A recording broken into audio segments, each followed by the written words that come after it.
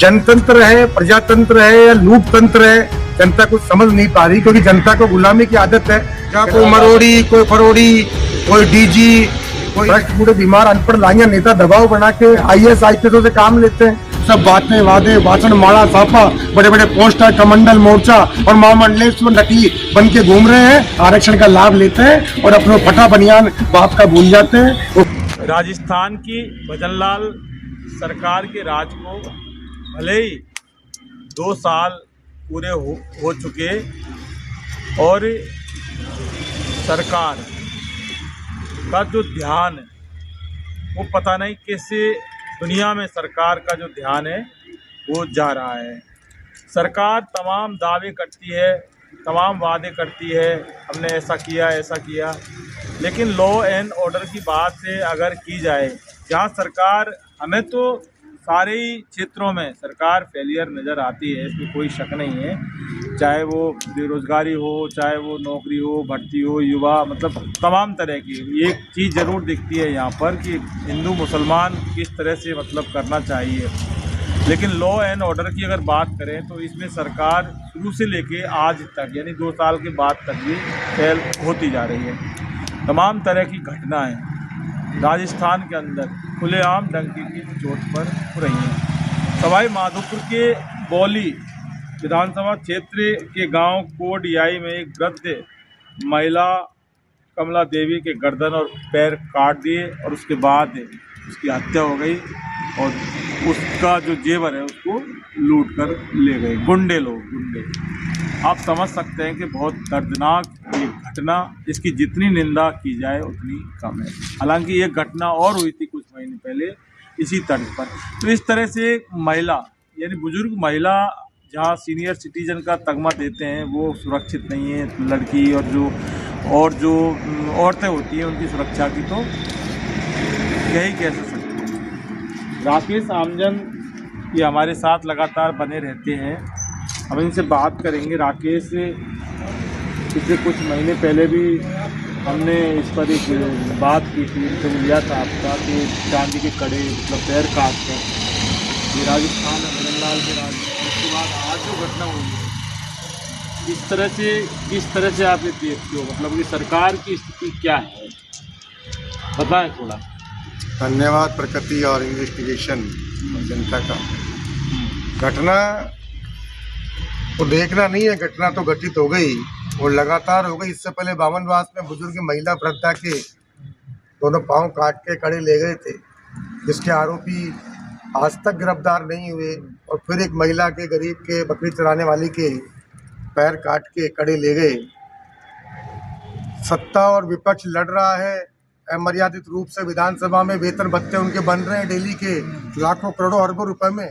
दिखावटी ढोंग प्रदर्शन करके भ्रष्ट नेता चले जाते हैं अपने घरों में, गाड़ियों में, बंगलों में मौज मस्ती करने, और आवाम लोकतंत्र, प्रजातंत्र लूटा सा महसूस करता है।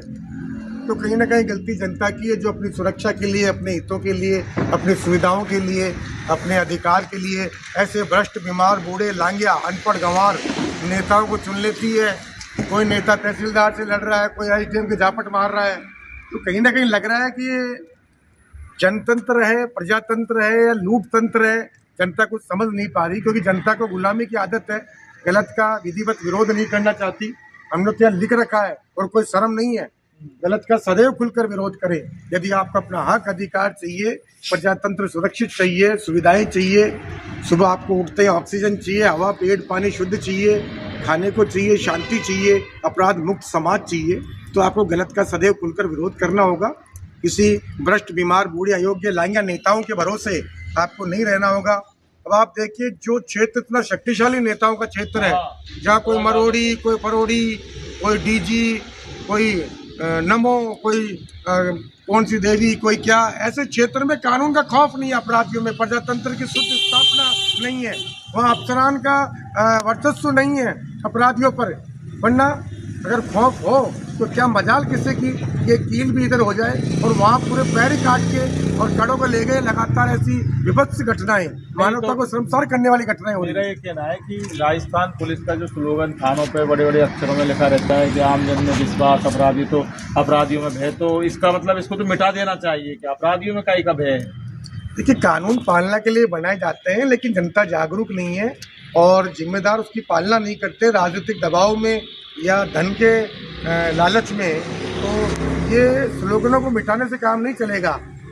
आज पुलिस अधिकारियों पर दबाव बनाकर सत्ता काम करती है। भ्रष्ट, बूढ़े, बीमार, अनपढ़ लांघिया नेता दबाव बना के IAS IPSओं से काम लेते हैं।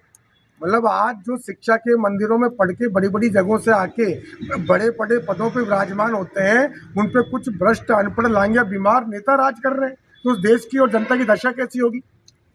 तो कहने का मतलब ये है, जो सोचना है जनता को सोचना है। यदि उन्हें सुखी समृद्ध जीवन चाहिए, शुद्ध जीवन चाहिए, शुद्ध लोकतंत्र चाहिए, कानूनों की पालना चाहिए, शांति चाहिए, तो उनको जात पात, धर्म, जाति, हिंदू मुस्लिम अशांति से ऊपर उठ के लोकतंत्र की शुद्धता पर, पालना कराने पर विचार करना होगा। और पालना जब होगी जब वो अपने बीच में से अच्छे, योग्य, शिक्षित, ईमानदार, कर्मठ लोगों को चुनेंगे, बजाय जाति पाति देख के, हिंदू मुसलमान के देख के देखकर। इस अशांति, इस धर्म के नाम पे, पाखंड ढोंग के नाम पे फर्जी लोगों को पूजने के बजाय अपने जो न्याय के ग्रंथ हैं, जो कानून के ग्रंथ हैं, उनकी पालना को पूजना चाहिए। जन जन में जागरण करना चाहिए अपने हक अधिकार के लिए, जो उनके लिए कानून बने सुरक्षा के लिए उनका, बजाय नकली जाप करने के, नकली भीड़ जमा करना, हल्ला मचाना, लेकिन अशांति फैलाना। कानून तो अपना काम कर देगा। अगर पकड़ में आ गया तो पुलिस गिरफ्तार कर लेगी, 10 साल उसको जेल भेज देंगे। लेकिन सवाल ये कि ये जो घटना हुई है, ऐसी घटनाएं होने से किस तरह से मतलब रोक लगाई जाए कि सरेआम मतलब कोई जो महिलाएं, वृद्ध महिलाएं, उनके मतलब चांदी की कड़ों के लिए पैरों को काटा जा रहा है, तो घटनाएं कैसे रोक लगे? खौफ कैसे हो अपराधियों में? हम आमजन से यही गुजारिश कर रहे हैं, यही समझाइश और जन संदेश दे रहे हैं कि घटनाएं क्यों होती है ऐसी मानवता को शर्मसार करने वाली। उसके पीछे कारण यही है कि कहीं न कहीं अफसरशाही बजरी बेचने में, अवैध रूप से पहाड़ बेचने में, जल जंगल लकड़ी बेचने में, कोयले की भट्टियां अवैध रूप से बनाने में बिजी है। और ये सब काम वो भ्रष्ट, लांघिया, अनपढ़, गंवार नेता करवा रहे हैं, जिनको ये मूर्ख जनता, गुलाम जनता चुन के भेज देती है अंधभक्ति के अंदर। तो अगर शांति चाहिए, अपराध मुक्त समाज चाहिए और सुकून चाहिए और अपने बच्चों का भविष्य चाहिए, तो ऐसी घटनाएं नहीं हो। तो कानून के रखवालों को दबाव मुक्त करना होगा, इन नेताओं के, फर्जी नेताओं के चुंगल से छुड़वाना होगा। और वो जब छूटेंगे जब आप योग्य, ईमानदार, कर्मठ, स्वच्छ नेता चुनोगे, बजाय बूढ़े, बीमार, लांघिया, अनपढ़, नाचने गाने वाले, हल्ला मचाने वाले, रोड जाम करने वाले, अशांति फैलाने वाले नकली अनपढ़ लांघिया नेता नहीं चाहिए। जात पात के, हिंदू मुसलमान के नाम पे बेवकूफ़ बनाने, सदन में, विधानसभाओं में, संसद में एक दूसरे पे लांछन, हल्ला मचाने वाले, गरिमा को तार तार करने वाले नकली ढोंगी पाखंडी नेताओं को, ड्रामेबाज भजन मंडली को नहीं चुने। ऐसे ड्रामेबाज नेता पवित्रता, लोकतंत्र की, संविधान की सुनिश्चितता नहीं कर सकते। उनको शिक्षित, योग्य नेता चुनने होंगे जो स्वस्थ हों, जो पालना करा सके। बहुत ज़्यादा दहशत का माहौल वहाँ पर व्याप्त है। अब ये जो महिला है वो सोच रही हैं कि मतलब किस तरह से, क्योंकि ये दूसरी जो घटना हुई है, पहली घटना हो गई, उसके बाद कुछ उसको भूलने की कोशिश की लोगों ने, वहाँ की आम जनता ने। लेकिन ये जो दूसरी घटना हुई है ना, ये जो दिल दहला देने वाली घटना है, इसको लेकर काफ़ी आक्रोश है और अब दहशत का माहौल वहाँ की महिलाओं में है। पूरे राजस्थान में दहशत का माहौल लगातार बना रहता है, क्योंकि बारी बारी लोग राज करते हैं, मौज करते हैं, लूटते हैं जनता को, प्रकृति को। और जो जनता के सेवक हैं, नौकर हैं, पब्लिक सर्वेंट हैं, जिनको अपन अफसर कहते हैं, सरकारी कर्मचारी कहते हैं, वो भी मौज लूट रहे हैं। वही जब हमारा राजा भ्रष्ट हो, बीमार हो, अयोग्य हो, तो उसके नौकर भी अयोग्य होकर, जबकि सारा भार जनता पे पड़ रहा है। कहीं स्कूल गिर रही है, कहीं सरकारी अस्पताल गिर रहा है, कहीं सड़क टूटी है, कहीं पानी नहीं आ रहा, कहीं बिजली नहीं आ रही है, कहीं पे किसानों का कर्जा माफ़ नहीं हो रहा है और किसानों को लूटा जा रहा है, वारदातें हो रही है, मर्डर हो रहे हैं, हत्या हो रही है, वो माफिया सक्रिय है और देश धरती को, कानून को लूटा जा रहा है। लेकिन उसको संभालने वाला, संरक्षित करने वाला, सुधारने वाला कोई नहीं है। सब बातें, वादे, भाषण, माड़ा सापा, बड़े बड़े पोस्टर, कमंडल, मोर्चा और महामंडलेश्वर नकली बन के घूम रहे हैं। लेकिन इस जनता की पीड़ा का निवारण कोई नहीं कर रहा। इस प्रजातंत्र को मजबूत, संरक्षित करने के लिए वास्तविक रूप से धरातल पर कोई काम नहीं कर रहा। तो ये बड़ा चिंता का विषय है अंतर्राष्ट्रीय लेवल पर। जिसको अपने कॉलोनी का ज्ञान नहीं है, जिसको अपने आसपास का पता नहीं है, जिसको अपने साइंस का, भूगोल का पता नहीं है, वो बैठे बैठे एलएफएसटी की बातें कर रहा है, फ्रांस, यूरोप, अमेरिका की बात कर रहा है, और अपने कॉलोनी का, अपने मोहल्ले का, अपने जिले का, अपनी जनता का, अपने गरीबों का, पीड़ितों का पता नहीं है।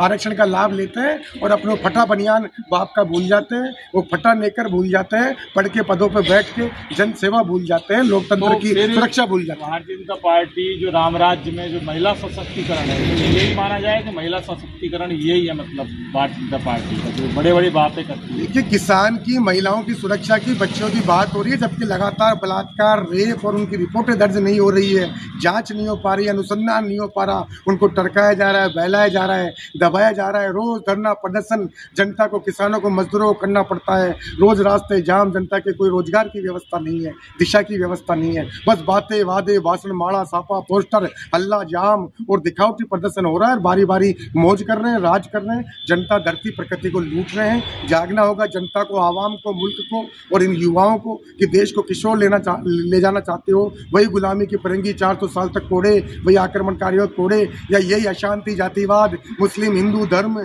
सनातन के नाम पे लूटना, कसोटना, फर्जी नेता, नांगले, फर्जी बाबाओं, महाराजों के आगे इस जनता को लुटवाना, लोकतंत्र, प्रजातंत्र को लुटवाना।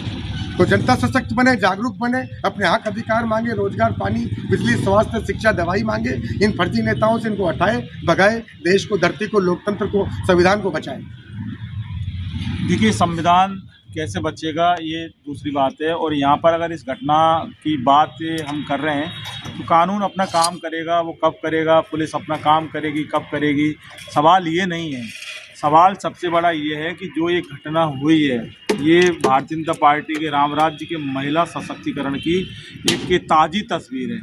दूसरी बात ये है कि इस घटना को, इस वारदात को किसी भी तरह से जायज़ नहीं ठहराया जा सकता। ये सामाजिक के तौर पर ये घटना बहुत ज़्यादा कलंकित कर देने वाली है, शर्मसार कर देने वाली है।